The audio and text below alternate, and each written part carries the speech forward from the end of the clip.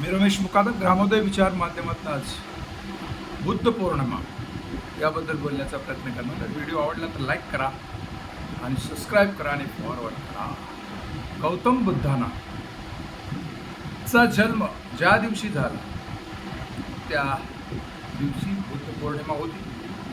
गौतम बुद्धांना ज्यावेळेला बोधिसत्व वृक्षाच्या ज्ञान प्राप्त झालं तो दिवस बुद्ध पौर्णिमा होती आणि त्यांचा महापरिनिर्वाण दिवस झाला तो देखील दिवस बुद्ध पौर्णिमा होती. म्हणजे तीन योग जुळून आलेले आहेत आणि या बुद्ध पौर्णिमेला अत्यंत महत्त्व आहे. 30 तारखेला 9 वाजल्यापासून तर 1 मे सकाळी 10:52 वाजेपर्यंत हा मुहूर्त आहे आणि या दिवशी बुद्ध पौर्णिमा यावर्षी साजरी करण्यात येणार आहे. आणि त्या बुद्ध पौर्णिमेच्या निमित्ताने समस्त जनतेला शुभेच्छा. अत्यंत पवित्र दिवस आहे. या पवित्र दिवशी जगाला शांततेचा संदेश देणार, दुःखाचा अंत करणारा शोध ज्याने लावला असे एक वैज्ञानिक गौतम बुद्ध आणि त्यांचा आज हा जो जन्मदिवस आहे, महापरिनिर्वाण दिवस आहे आणि ज्या बोधिसत्वाच्या आहे आणि त्या निमित्ताने काही बोलण्याचा मी प्रयत्न करणार आहे. आज दुसऱ्या महायुद्धानंतर अमेरिका आणि इराणच्या युद्धाच्या पासून जगामध्ये तिसरी महायुद्धाची शक्यता वर्तवण्यात येत आहे. तसेच तेलाचे भाव हे गगनात भिडलेले आहेत. त्यामुळं महागाईचा डोंब उसळलेला आहे. जग कुठे अस्वस्थ आहे आणि याचा स्फोट कधी होईल याचं काही नेम नाही.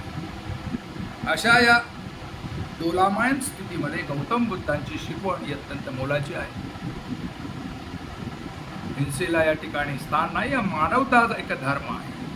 मानवतेचा धर्म म्हणजेच गौतम बुद्धांचा धम्म आहे आणि आजचा हा पवित्र दिवस आहे आणि या निमित्तानं संपूर्ण जागतिक सार्वजनिक शांतता टिकावी अशी अपेक्षा.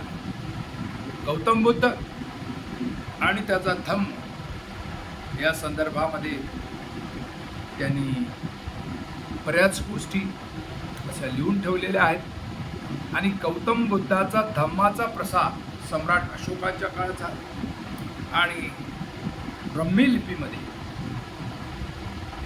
एक प्रकारे त्यांनी त्या शिलालेखावर पंचशीलाचं तत्व लिहिलेलं आहे आणि त्या पंचशीलाचं तत्व आता आजमावणे हे गरजेचं आहे. वर्षातनं एक दिवस जरी माणूस पंचशील तत्व किंवा गौतम बुद्ध आणि त्याचा धम्म आणि गौतम बुद्धांची शिकवण त्याने जगाला दिलेला शांततेचा संदेश हे जरी आपण स्मरण केलं आणि वर्षात 365 दिवसापेक्षा एक दिवस आपण या दिवशी बुद्ध पौर्णिमेच्या दिवशी जर ध्यान धारणा किंवा एक दिवस लोकांना मानवतेचा धर्म लोकांना मदत करण्याचा प्रयत्न केला तर बरंच पुण्य आपल्याला मिळू शकतं आहे. आता जो काही द्वेष सर्व ठिकाणी पसरलेला आहे तो द्वेष थांबण्यासाठी लोकांना ज्ञानी करण्यासाठी गौतम बुद्धांचा शिकवण अत्यंत महत्त्वाची आहे. या माध्यमातून बहुजन समाज त्यांच्या शिकवणीच आचरणात करावे आणि आधुनिक काळात जे काही दुःख आहे, जे काही मग आर्थिक शोषण या ठिकाणी जनतेचं आहे त्याला त्याच्यातनं मुक्त झालं पाहिजे. माणूस जो अस्थिर आहे त्याला स्थिर केलं पाहिजे आणि बुद्ध पौर्णिमेच्या निमित्तानं तशा प्रकारे माणसं प्रयत्न करतील. आंतरराष्ट्रीय पातळीवर जे एक प्रकारचं वातावरण आहे त्या वातावरणामध्ये भारताची भूमिका काय हा प्रश्न आहे. ज्या भूमीमध्ये गौतम बुद्धाचा बौद्ध धर्म वाढला आणि बुद्धांनी शांततेची शिकवण माणुसकीची शिकवण दिली आणि शोषण विरहित राज्यव्यवस्था निर्माण करण्याचा प्रयत्न केला. ती शिकवण आता आपल्याला भारताने घेतली का? या अमेरिका आणि इराणच्या युद्धाच्या प्रसंगी भारताच्या लोकांचे जीवनमान, वाढणारी महागाई आणि भारताने जी काही लोकशाही स्वीकारलेली आहे तिच्यावर आलेलं एक महान संकट आणि त्याच्यातनंच लोक संभ्रमित झालेले आहेत आणि ते कुठेतरी बुद्ध पौर्णिमेच्या निमित्तानं काही संकल्प करतील, आर्थिक सक्षमतेच्या दृष्टीने प्रयत्न करतील, आर्थिक साक्षर होण्याच्या संदर्भात करतील, मानसिक सक्षम होण्याचा प्रयत्न करतील आणि गौतम बुद्धांची शिकवण, मानवतेचा धर्म आपण सर्वांनी आत्मसात करावा आणि आपली प्रगती करावी असाच संदेश या बुद्ध पौर्णिमेला देऊन गौतम बुद्धांच्या चरणी आपले विचार ठेवू मी माझे जे काही बोलायचं आहे ते बोललेलं आहे.